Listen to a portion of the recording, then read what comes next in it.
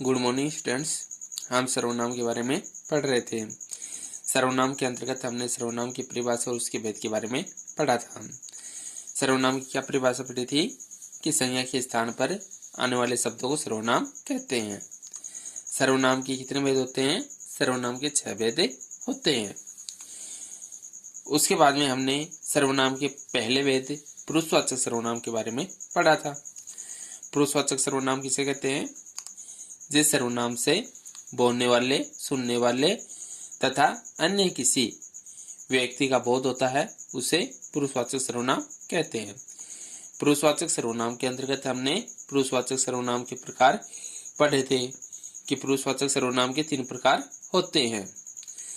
सबसे पहले आता है उत्तम पुरुषवाचक सर्वनाम, दूसरा आता है मध्यम पुरुषवाचक सर्वनाम और तीसरा आता है नपुरुषवाचक सर्वनाम। उत्तम पुरुषवाचक सर्वनाम के अंतर्गत हमने पढ़ा था कि बोलने वाले व्यक्ति जिन सर्वनाम शब्दों का प्रयोग करते हैं उसे उत्तम पुरुषवाचक सर्वनाम कहते हैं। मध्यम पुरुषवाचक सर्वनाम के अंतर्गत हमने पढ़ा था कि सुनने वाले व्यक्ति के लिए जिन सर्वनामों का प्रयोग किया जाता है उसे मध्यम पुरुषवाचक सर्वनाम कहते हैं। अन्य पुरुषवाचक सर्वनाम के बारे में पढ़ा था कि बोलने और सुनने वाले के अलावा अन्य किसी व्यक्ति के लिए जिन सर्वनाम शब्दों का प्रयोग किया जाता है उसे अन्य पुरुषवाचक सर्वनाम कहते हैं। उसके बाद में सर्वनाम का दूसरा भेद हमने निश्चयवाचक सर्वनाम पढ़ा था। तो निश्चयवाचक सर्वनाम किसे कहते हैं? वे सर्वनाम जो किसी निश्चित व्यक्ति या वस्तु का बोध कराते हैं उन्हें निश्चयवाचक सर्वनाम कहते हैं। निश्चयवाचक सर्वनाम के अंतर्गत हमने शब्द पढ़े थे कि कौन कौन शब्द आते हैं। यह, वह, इस, उसी, ये, वे आदि ये शब्द आते हैं कि यह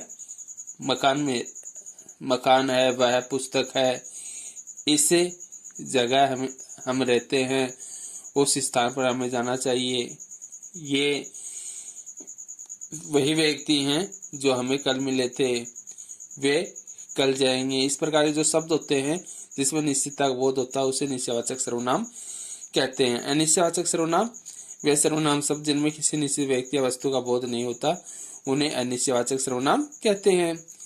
जैसे कोई, कुछ, किसी आदि, कि कोई आया है, कोई कौन नहीं जानते, कुछ व्यक्ति खड़े हैं, कुछ कौन है, किसी ने सच कहा है, मेहनत करने वालों की कभी हार नहीं होती, तो किसी ने कहा है, नहीं जानते, तो ये हो गया अनिश्चयवाचक सर्वनाम। आज हम पढ़ेंगे चौथा भेद प्रश्नवाचक सर्वनाम के बारे में कि प्रश्नवाचक सर्वनाम किसे कहते हैं। तो वे सर्वनाम जो प्रश्न का बोध कराते हैं उन्हें प्रश्नवाचक सर्वनाम कहते हैं। यानी प्रश्न का बोध कराते हैं, प्रश्न पूछे जाते हैं ना, तो प्रश्न कुछ शब्द होते हैं जिनसे प्रश्न का बोध होता है तो उन्हें क्या कहेंगे? प्रश्नवाचक सर्वनाम कहेंगे, क्योंकि वो शब्द ही प्रश्न का बोध कराते हैं। जैसे गाना कौन गा रहा है, इसमें कौन शब्द आ गया और कौन शब्द किसका बोध करा रहा है? प्रश्न का बोध करा रहा है। गाना कौन गा रहा है। वह क्या लाया, तो इसमें क्या शब्द आ गया, तो क्या शब्द ये प्रश्न का बोध करा रहा है। यह पुस्तक किसकी है, तो किसकी शब्द भी प्रश्न का बोध करा रहा है। तो इन्हीं को हम क्या कहेंगे? प्रश्नवाचक सर्वनाम कहेंगे, क्योंकि ये शब्द ही प्रश्न का बोध करा रहे हैं। क्यों, क्या, कब, किसका, किसकी, कहाँ, कैसे आदि शब्द प्रश्नवाचक सर्वनाम होते हैं, क्योंकि ये शब्द ही प्रश्न का बोध कराते हैं। आगे आता है 5वां भेद संबंधवाचक सर्वनाम का। संबंध प्रकट करने वाले सर्वनाम को संबंधवाचक सर्वनाम कहते हैं। कि संबंध प्रकट करते हैं कि वाक्य होते हैं, वाक्य किससे मिलकर बनते हैं? शब्दों से। तो शब्द होते हैं वो आपस में एक दूसरे संबंध बताते हैं। शब्द आपस में एक दूसरे संबंध बताते हैं तो उसी को क्या कहेंगे? संबंधवाचक सर्वनाम। तो संबंध प्रकट करने वाले सर्वनाम को संबंधवाचक सर्वनाम कहते हैं। जैसे इसमें देखें, जो सो, जिसकी उसकी, जितना उतना, जैसा वैसा आदि। तो इस प्रकार के शब्द हैं जो एक दूसरे से क्या बता रहे हैं? संबंध बता रहे हैं। जैसे जो सो, जो करेगा सो भरेगा, जिसकी उसकी, जिसकी लाठी उसकी भैंस, जितना उतना, जितना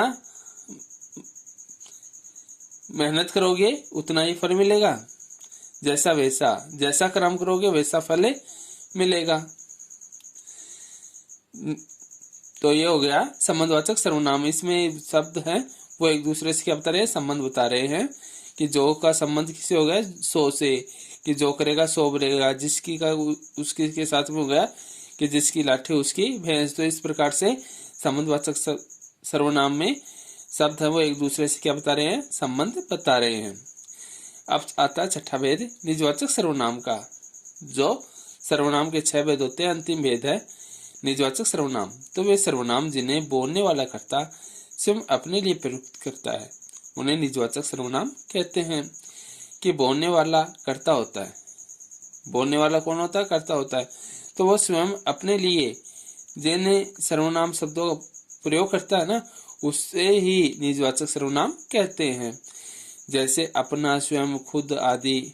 जैसे मैं अपना काम स्वयं कर लूंगा, मैं स्वयं विद्यालय चला जाऊंगा, मैं खुद ही चल सकता हूँ। तो इस प्रकार से अपना, स्वयं, खुद, इस प्रकार से स्वयं के लिए जिन सर्वनाम शब्दों का प्रयोग किया जाता है वो हो जाएगा निजवाचक सर्वनाम। तो आप सभी को इस वीडियो को ध्यानपूर्वक देखना है और समझना है, और मैं आपके लिए नोट्स भेज देता हूँ, आपको ये अपने उत्तर पुस्तिका में भी करना है। और फिर भी यदि कोई प्रॉब्लम हो तो आप पूछ सकते हैं। धन्यवाद।